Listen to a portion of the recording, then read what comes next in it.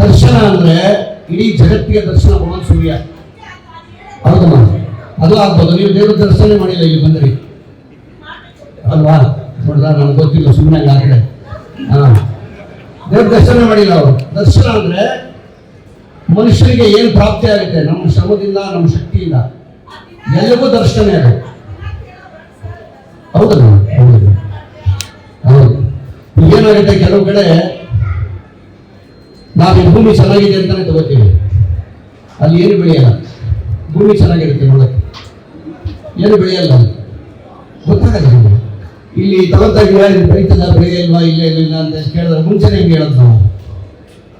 ಈಗ ನಾವು ಮಕ್ಕಳನ್ನ ಓದಿಸ್ತೀವಿ ಚೆನ್ನಾಗಿ, ನಿಮ್ಮ ಮಗನ ನಿಮ್ಮ ಮಗಳ ಓಡೋಗ್ಬಿಟ್ರೆ ಏನು ಮಾಡ್ತೀರಾ ಅಂದ್ರೆ ಏನು ಹೇಳೋದು? ಏನಮ್ಮ ಹೇಳೋದು? ಯಾರೇನು ಬರ ಯಾರು ಬರೆಯೋಕ್ಕಾಗಲ್ಲ. ದೊಡ್ಡವ್ರು ಹೇಳಿದ್ದಾರೆ, ಯಾರೋ ದೊಡ್ಡವ್ರು ಹೇಳಿದ್ದಾರೆ, ತಂದೆ ತಾಯಿ ಅನ್ನ ಹಾಕೋದಷ್ಟೇ, ಹಣೆ ಬರ ಬರೆಯೋಕ್ಕಾಗಲ್ಲ. ನಿಮ್ದು ಸೇರಿ ನಮ್ದು ಸೇರಿ.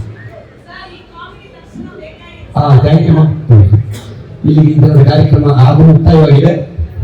ಸ್ನೇಹಿತರೆ, ಪತ್ರಕರ್ತರೆ ಹಾಗೂ ನಮ್ಮ ಪ್ರಿಂಟ್ ಮೀಡಿಯಾ ಅವರಿಗೆ, ದೃಶ್ಯ ಮಾಧ್ಯಮದವರಿಗೆ, ಎಲ್ಲರಿಗೂ ನಮ್ಮ ಚಿತ್ರತಂಡದ ಬಂಗಾರಪ್ಪ ಅಂತ ಹೇಳಿ ನಮ್ಮ ಪಾತ್ರದ ಹೆಸರು. ಕಥೆಗಳ ಕೂಡಲು ನಾವು ರಿವೀಲ್ ಮಾಡೋಕ್ಕಾಗಲ್ಲ, ಇನ್ನೆಲ್ಲೂ ಶುರು ಮಾಡಿದ್ದೀವಿ. ಆದ್ದರಿಂದ ಅದು ನಿರ್ದೇಶಕ ಜವಾಬ್ದಾರಿ ಮತ್ತು ನಿರ್ಮಾಪಕ ಜವಾಬ್ದಾರಿ.